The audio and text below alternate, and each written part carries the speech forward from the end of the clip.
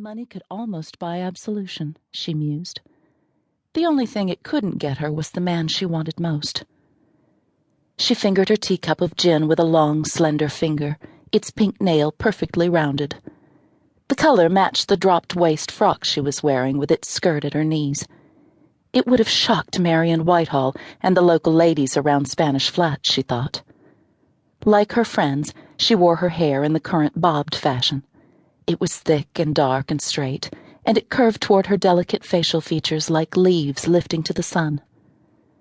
Under impossibly thick lashes, her pale bluish-gray eyes had a restlessness that was echoed in the soft, shifting movements of her tall, perfectly proportioned body. She was 24 and looked 21. Perhaps being away from Coleman had taken some of the age off her. She laughed bitterly as she coped with the thought. Her eyes closed on a wave of pain so sweeping that it counteracted the stiff taste of the gin. Coleman. Would she ever forget? It had all been a joke, the whole thing. One of brother-in-law Ben's practical jokes had compromised Lacy after she'd been locked in a line cabin all night with Cole. Nothing had happened, except that Cole had given her hell, blaming her for it.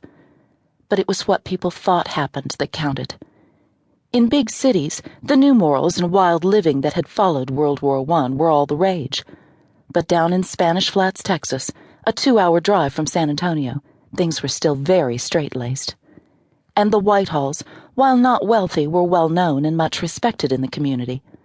Marion Whitehall had been in hysterics about the potential disgrace, so Cole had spared his mother's tender feelings by marrying Lacy, but not willingly.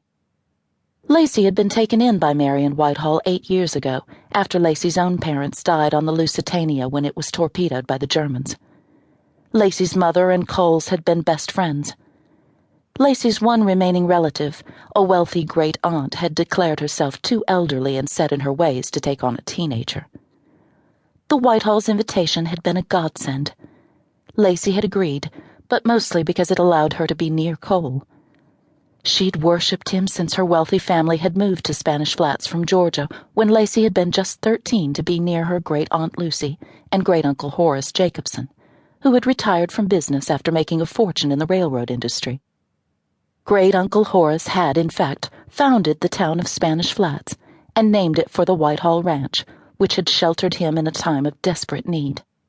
He and Lacy's great-aunt had been a social force in San Antonio in those days, but it was Spanish Flats Ranch, not great-uncle Horace's towering Victorian mansion, that had fascinated Lacy from the beginning, as did the tall cattleman on the ranch property.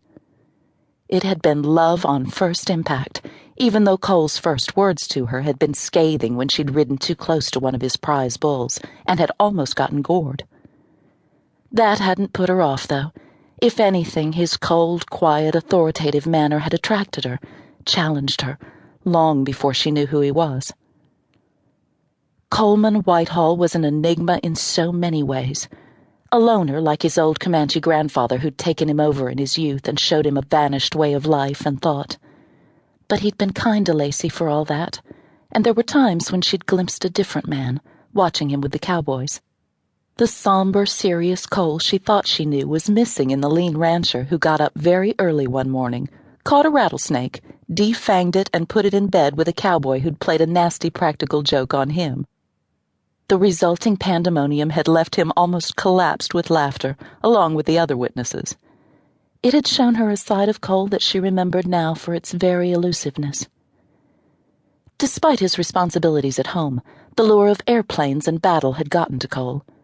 He'd learned to fly at a local barnstorming show and had become fascinated with this new mode of transportation. The sinking of the Lusitania had brought his fighting blood up and convinced him that America would inevitably be pulled into war. He'd kept up his practice at the airfield, even though his father's death had stopped him from joining the group of pilots in the French Escadrille Américaine, which became the exclusive Lafayette Escadrille. When America did enter the war in 1917, a neighboring rancher had taken responsibility for the ranch and womenfolk in his absence, keeping the land grabbers away with financial expertise. Meanwhile, Lacy and Katie and Ben and Marion had watched the newspapers with mounting horror, reading the posted casualty lists with stopped breath, with sinking fear.